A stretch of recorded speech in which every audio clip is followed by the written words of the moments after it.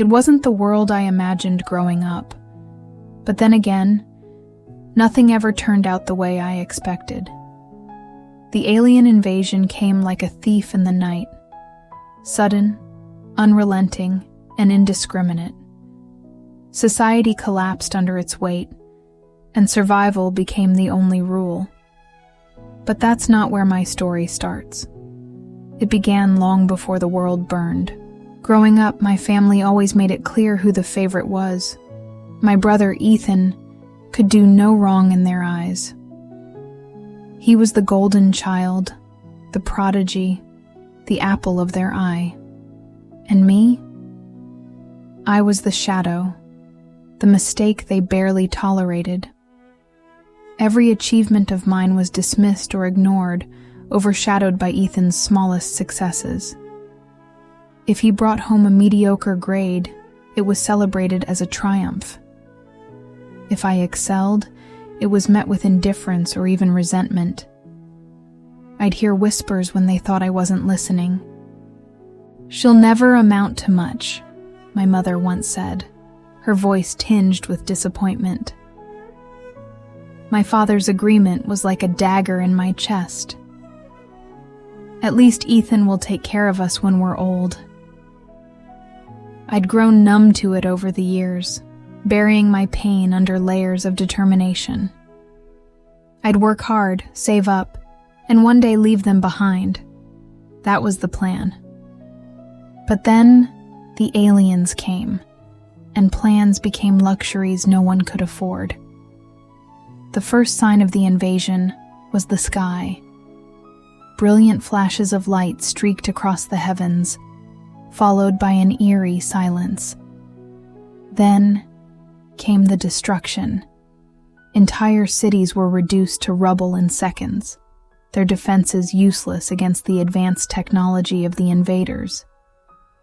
The aliens weren't just conquering, they were harvesting. People were rounded up, their fates unknown, while others fled into the wilderness, hoping to escape the relentless drones that patrolled the skies.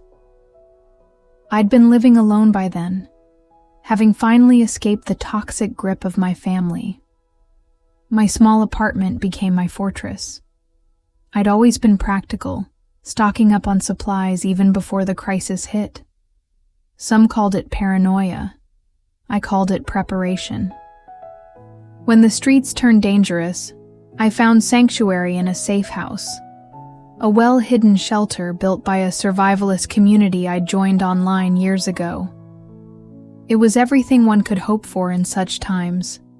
Secure, stocked with food and water, and designed to function with minimal reliance on external resources. It was a haven, a second chance at life. Months passed. The world outside grew harsher and bleaker. News of what remained trickled in sporadically.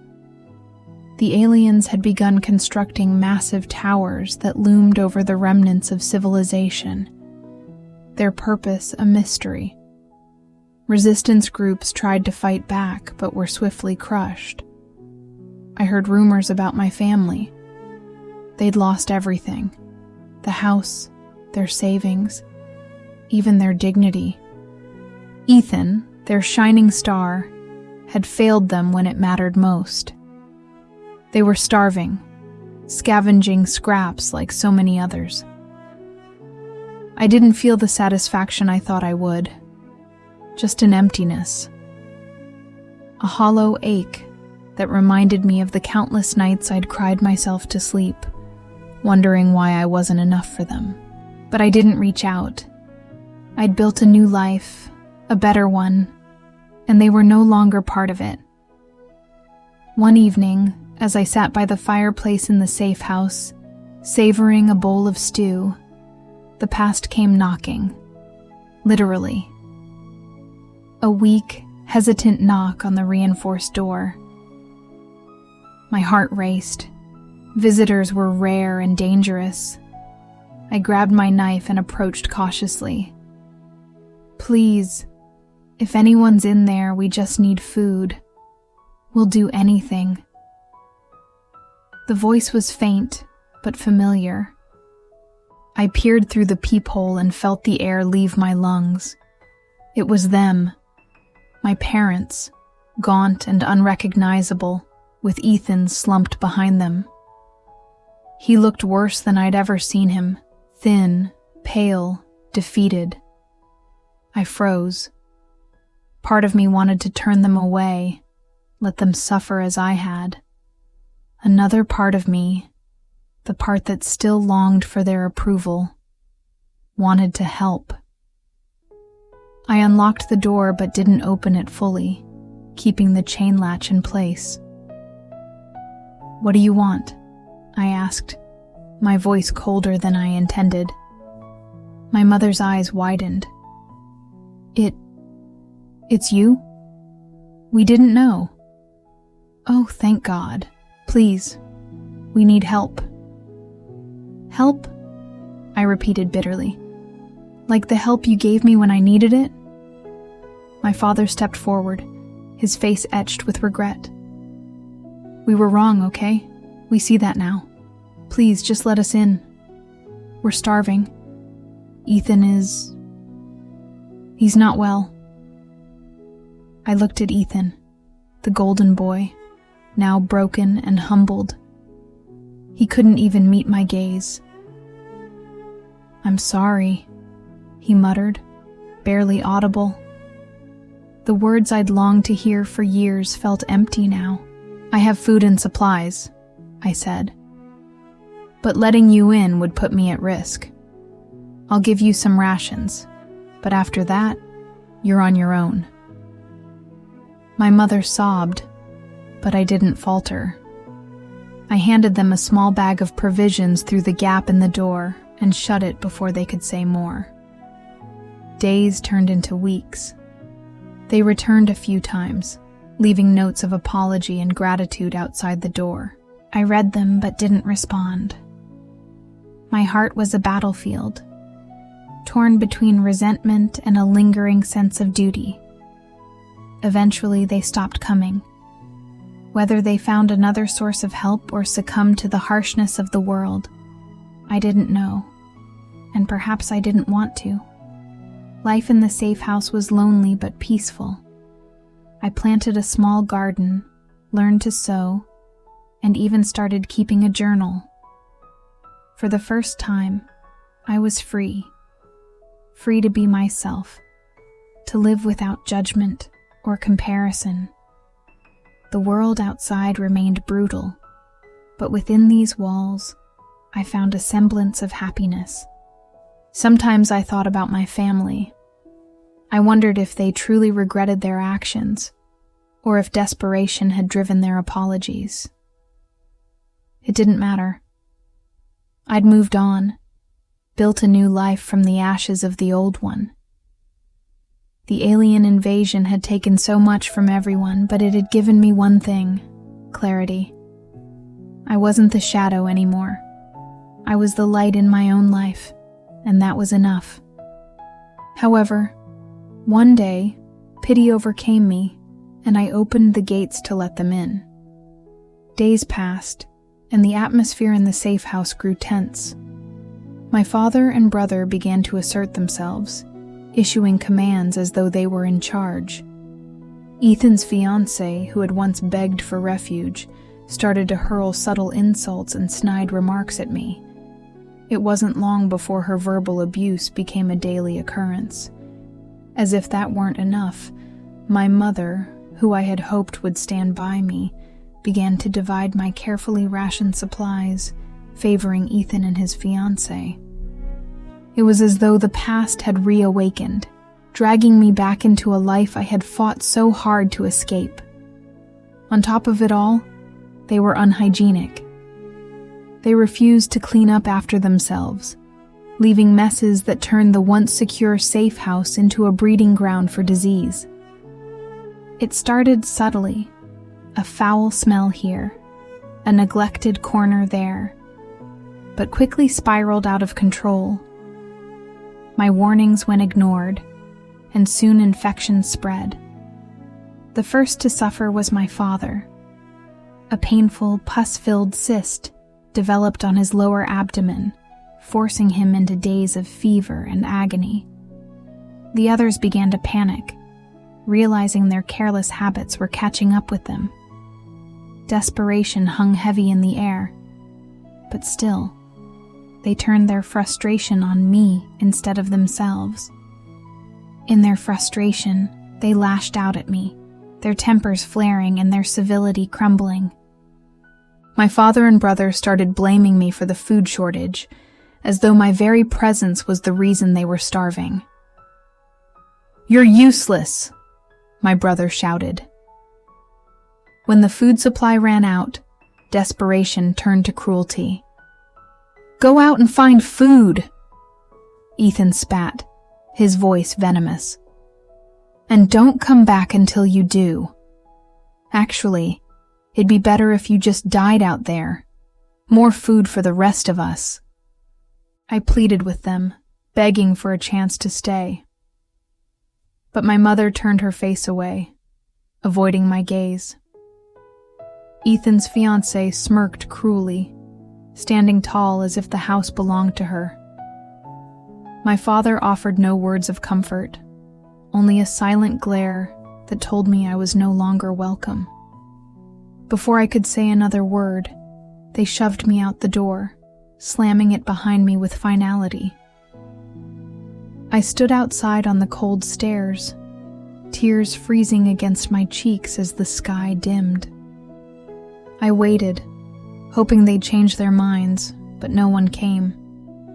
I was invisible to them, a ghost they could forget. One day turned into a bitter, sleepless eternity. By the next afternoon, hunger gnawed at me so fiercely that I knew staying any longer would mean death. I decided not to turn back. Whatever love I'd held for them burned away in those hours. They had shown me what I meant to them. Nothing. I began to plan. I noticed a pattern. The aliens disappeared from the skies between 1 p.m. and 3 p.m. each day. During that brief window, the world felt still, the air heavy with unnatural silence. I used that time to scout nearby buildings, staying low and moving quickly. That's when I found the bunker, a narrow entrance half hidden under rubble. At first I thought it was abandoned, but faint noise from within told me otherwise. My heart raced as I knocked, unsure if I'd be met with kindness or a bullet. Instead, a girl's cheerful voice answered, "Who is it? Daddy, someone's here." The door creaked open, and I was pulled inside by a small hand. The girl, no older than 6, looked up at me with bright eyes. Come in," she chirped, her face lit up with excitement. The family inside, Emily, her husband Mark, and their little daughter Lily, welcomed me without hesitation. They had discovered the bunker during the earliest days of the invasion, its rusting steel doors offering safety when the rest of the world turned to chaos. Mark had stocked the bunker carefully, making use of old supplies and any items they salvaged during the aliens' safe hours. "You're lucky," Mark said, as he handed me a bowl of soup. "Most wouldn't have found this place. We're careful, but we're always looking for survivors who won't put us at risk." The bunker was small, but sturdy, built long ago as a war shelter. Within its cramped walls, there was warmth and hope. Emily gave me blankets and a place to sleep. Lily clung to me like a shadow, showing me her drawings made on scraps of paper. For the first time in years, I felt a flicker of belonging. There was no favoritism, no cruelty. They didn't look at me like a burden or an outsider. I helped Emily with the cooking, learned Mark's strategies for staying safe, and even laughed alongside Lily's silly antics. In that underground haven, I felt something I'd nearly forgotten. The possibility of kindness, of family, of hope. But the aliens weren't finished with the world above, and survival was only the beginning. Days turned into weeks, and still no sign of hope. The food we gathered daily dwindled, forcing us to stretch portions thinner with each meal. Just when it seemed we'd face starvation, a miracle occurred, one that would change everything. One afternoon, the ground trembled beneath us, shaking the walls of the bunker. It wasn't like any tremor I'd ever felt. A powerful earthquake had struck. As we listened in silence, cracks split open the earth outside, and we heard unearthly screeches pierce the air. Mark carefully peeked through the reinforced observation slit and gasped. The aliens! They're exposed! In a bizarre twist of fate, the scorching afternoon sun, intensified by the quake's upheaval, revealed their underground nests. The sunlight seared their vulnerable forms, burning them alive as they shrieked and scattered like shadows fleeing the dawn. Many perished in their attempt to escape, while others were buried under falling rubble. It was as if nature herself had intervened to fight back. Our bunker, though rattled, held strong. Not a single crack threatened our safety. But outside, chaos reigned. We stayed hidden until the tremors subsided and the alien cries grew silent. When we finally emerged, blinking into the sunlight, the sight was staggering. Once menacing towers had crumbled, alien carcasses littered the streets, and the sky was clearer than it had been in years. But not everyone survived the catastrophe. Word soon spread that countless people, including those from my old neighborhood, had perished. Among the casualties was my family. Their building had collapsed, reducing everything to dust and rubble. I thought about them, my mother, father, and brother, and a strange stillness settled over me. For so long, I had carried their shadows, but in that moment, I felt only release. I knew I would not search for their bodies or cling to the past. That part of my life was over. In the weeks that followed, news crackled over makeshift radios. The government had successfully contained the alien invasion to a few zones. Rescue and recovery efforts began, and with surprising efficiency, the world started to rebuild itself. Aid centers opened, survivors were given support, and society inched its way back to life. 2 years later, the world looked different.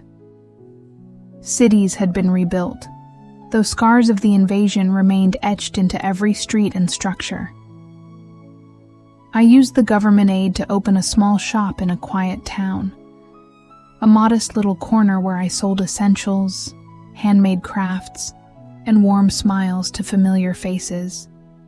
The family that once saved me, Mark, Emily, and little Lily, had become my second family.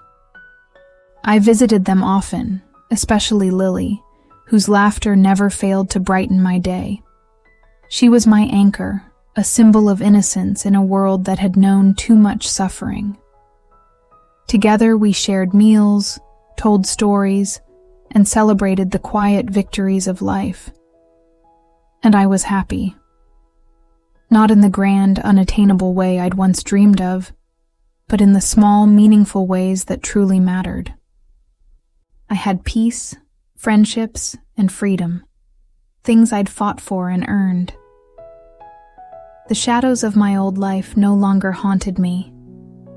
The family who had once pushed me aside was gone, but I had found something far more precious. A new beginning. On the busiest days in my shop, when laughter echoed through its walls and Lily tugged at my sleeve to show me a drawing, I realized something profound. The world hadn't given me happiness. I had built it myself. And in that quiet, contented life, I had found my happy ending. If you like this story, then hit the like button and subscribe to The Drama Diaries.